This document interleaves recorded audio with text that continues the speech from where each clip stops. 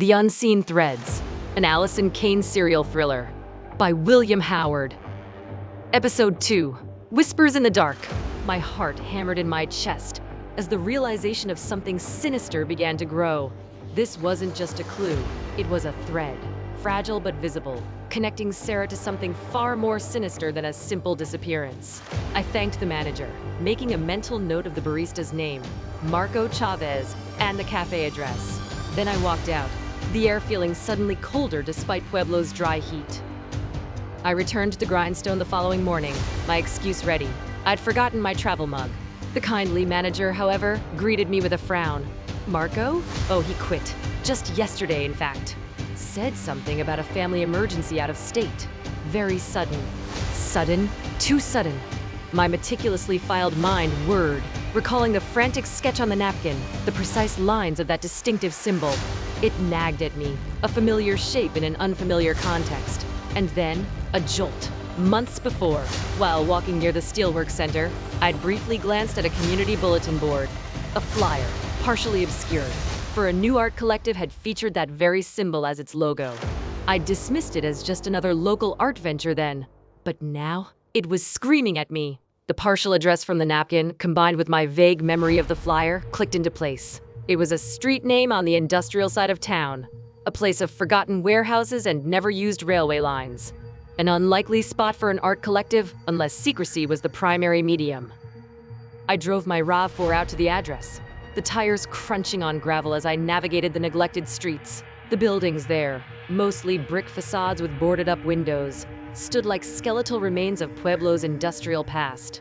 The address on the napkin led to a particularly desolate block, dominated by a large, windowless structure that looked like it hadn't seen a fresh coat of paint or a human soul in decades. Something seemed off. The padlock on the heavy metal door, though rusted, looked newer than the rest of the building. That odd reference to new wine and old wineskins I'd seen in some Bible verse came to mind. As I looked more closely, I noticed that the dust layer on the ground near the loading bay doors, while thick, showed faint, disturbed patterns. Not footprints, but something. Was it a drag mark? Something heavy? Inside, the air was cold and stagnant, tinged with a faint metallic smell. My flashlight beam cut through the oppressive gloom, revealing nothing but a lot of empty space layered in dust and the skeletal remains of old machinery. Though it looked like there was nothing there to see, I continued forward, sweeping the light across the grimy concrete floor. And that's when I saw something.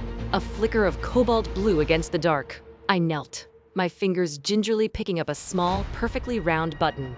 It wasn't the kind you'd find on a local uniform or a standard jacket. It was made of a smoother material than your common button. The color was richer, and its tiny, nearly invisible etching on its underside was in a language I didn't recognize. It was an odd place for that sort of button.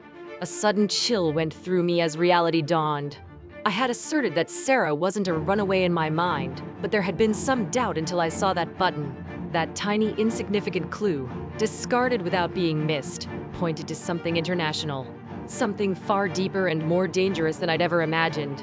I took a few quick reference photos, removed an evidence bag from my pocket, and slipped the button into it.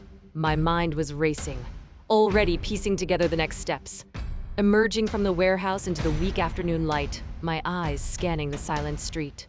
A dark shape detached itself from the shadows down the road.